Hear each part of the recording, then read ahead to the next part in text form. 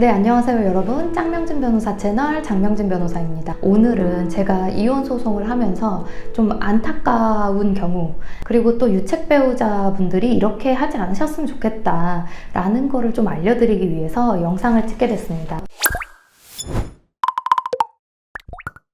일단 저희 사무실 사례를 기초로 말씀드리면, 우리 의뢰인은 일단 유책 배우자가 아니었어요. 이제 상대방은 늘 우리 의뢰인의 탓을 하기는 했는데, 이혼을 요구하면서 우리 의뢰인이 뭐 더러워서 그렇다, 집안일을 안 해서 그렇다 등등등, 네, 정말 이혼 사유라고 보기는 어려운 이제 그런 점들을 들어서 우리 의뢰인을 좀 괴롭게 하기는 했는데, 사실은 상대방이 유책 배우자였어요. 그거는 우리 의뢰인이 말 그대로 촉이 발동했다고 해야 될까요, 여러분? 이제 그런 것 때문에 알게 되신 거예요. 정말 작은 증거 정도가 있었는데, 저희하고 작은 증거를 취득하셨을 때부터 상담을 시작을 하셔서 앞으로 이제 이 증거만으로 소송이 될까요? 그런 생각을 많이 하셨던 거죠. 근데 이제 저희가 보기에는 그 조그만 증거로는 좀 무리가 있었고, 이제 우리 의뢰인한테 말씀을 드렸어요. 이제 한두 달 정도 시간을 갖고 지금 너무너무 법적인 조치를 취하고 상대방에게 뭔가를 보여주고 싶은 그 마음은 이해를 하지만, 우리가 증거가 없어서 지는 일은 없어야 되기 때문에, 물론 이제 이혼 소송에서 뭐 완벽히 이기고 지고 그런 개념은 없어요. 그리고 제가 옛날에 이제 뭐 다른 영상을 통해서도 말씀을 드렸지만, 증거를 어떻게 획득하느냐 그 과정이 정말 중요하잖아요. 그래서 저도 처음에는 조금 조심스러웠기 때문에, 선생님 이게 제가 보기에는 아주 작은 증거라서 우리가 목적하는 바를 달성할 수는 없을 것 같은데, 선생님께서 지금 너무 마음이 급하시면 이제 제가 아니라 다른 변호사님 상담을 받아보셔도 된다, 이런 것까지 사실은 안내를 드렸었거든요.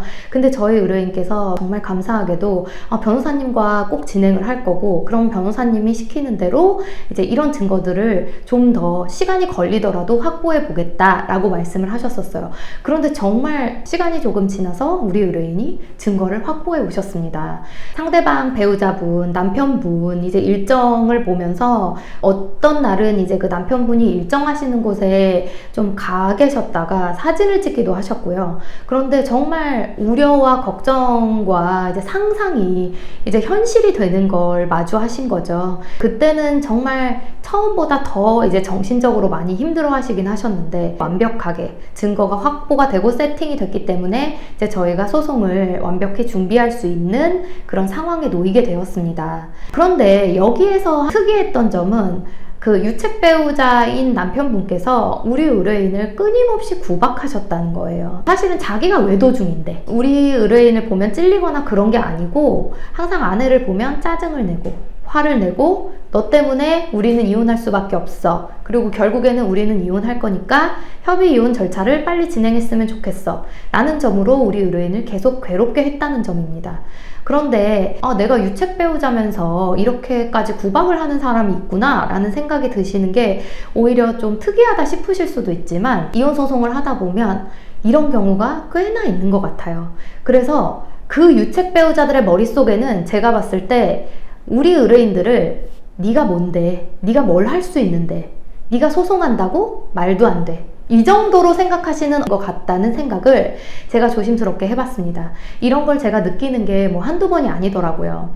그래서 결국에 본인이 외도 중이거나 본인이 어떤 유책 사유를 가진 유책 배우자시라면 이혼 청구를 해도 기각이 될 수 있는 점은 아셔야겠지만, 나중에 이혼에 대해서 배우자랑 조금씩 심도 있는 대화를 해보시고 이런 거는 어쩔 수 없는 거지만, 본인이 유책 배우자면서 상대방을 계속해서 괴롭히고 무시한다, 이거는 어떤 결과를 초래할 수 있는지 좀 아셨으면 좋겠습니다.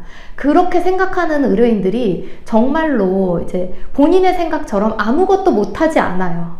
분명히 변호사님을 찾아서 상담을 하고 자기와 마음이 통하는 변호사님을 만나면 사건을 진행할 수 있어요. 그리고 저 같은 경우는 이제 정확한 증거를 이제 확보하기 위해서 최선의 조언을 해드립니다. 그러면 이제 시간이 지나도 증거가 확보돼서 소송을 했을 때 그 유책 배우자는 당연히 어떤 상황에 맞닥뜨리게 될까요, 여러분? 당연히 이제 자기가 할 말이 없어지겠죠. 그렇게 소송을 당한 피고 입장일 수밖에 없는 거고, 위자료를 줄 수밖에 없는 거고, 이혼을 당할 수밖에 없는 거고. 네. 그리고 사실은 판결문이나 뭐 여러 가지 형태로 이제 상대방의 유책을 뭐 어느 정도 입증할 수 있는 서류들도 남게 되는 거고, 그래서 좋게 이혼을 할 수가 없게 됩니다. 그래서 본인이 만약에 유책 배우자시라면 배우자를 무시하는 행동은 그만하시라고 말씀을 드리고 싶고요. 우리 의뢰인 같은 경우에는 그래서 성공적으로 이제 소송을 진행할 수 있게 되었습니다. 네, 여러분, 그래서 오늘 유책 배우자인데 상대방 배우자를 왜 무시하면 안 되는지, 그리고 결국에 좋게 이혼할 수 있는 상황임에도 만약에 상대방 배우자를 무시하고 그 심기를 뭐 건드리고 이렇게 되면 얼마나 본인이 곤경에 빠질 수 있는지 이런 거를 좀 잘 알고 움직이셨으면 좋겠습니다. 본인이 유책 배우자였어도 상대방이 용인을 한다면 어느 정도는 좋게 협의 이혼을 할 수 있었던 상황임에도 소송을 당해서 변호사를 선임해야 하고, 그리고 재산 분할도 법원이 이제 결정하는 대로 따라야 하고, 뭐 양육권, 양육비, 뭐 위자료 등등의 문제, 그리고 판결문을 통해서 그런 유책성이 있는 사람이다 라는 것이 계속 남게 되는 거고, 이제 그런 것들을 겪게 되시겠죠. 그래서 이런 거를 겪고 싶지 않다면 잘 좀 슬기롭게 보고 결정하셨으면 좋겠는 바람입니다. 이혼 소송을 매번 하고 있는 사람의 입장으로서 이런 분들은 굉장히 안타깝거든요. 결국에는 어떤 게 벌어질지 예상이 됩니다. 그런데 그거를 예상 못 하시고 계속 유책행위는 유책행위대로 반복을 하시면서 상대방 배우자에 대한 무시하는 행동, 이런 것들은 또 반복을 하세요. 그렇게 되면 정말 좋지 않다, 이런 점은 알고 계셨으면 합니다. 네, 여러분, 오늘도 이혼 소송, 그리고 특히 이제 유책 배우자들이 상대방 배우자를 무시하면 어떻게 되는지, 이런 것들 우리 사례를 중심으로 한번 말씀드려봤습니다. 오늘도 제 영상이 도움이 되셨으면 좋겠고요. 구독과 좋아요도 부탁드립니다. 감사합니다.